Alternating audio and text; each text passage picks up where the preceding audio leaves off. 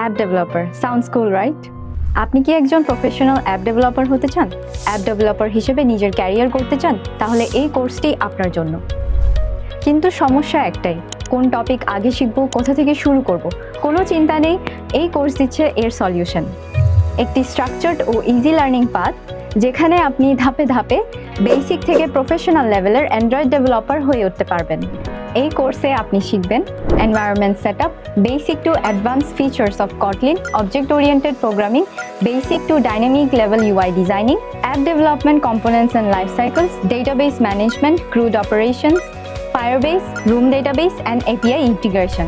আর প্রতিটি টপিকের সাথে থাকছে প্রজেক্ট। কোর্স শেষে আপনি পাবেন একটি প্রফেশনাল অ্যাপ।